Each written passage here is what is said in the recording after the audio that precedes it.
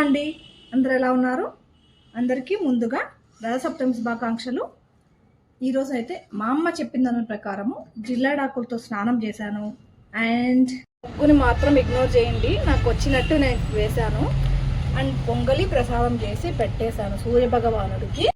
But నిన్న నేను ఒక 3-4 వీడియోల్లో చూశాను, ఈ చిక్కుడు రథం చేయడం మంచిది అన్నారు అనే దాంతో నేను కూడా ట్రై చేస్తున్నా అది చేయడానికని.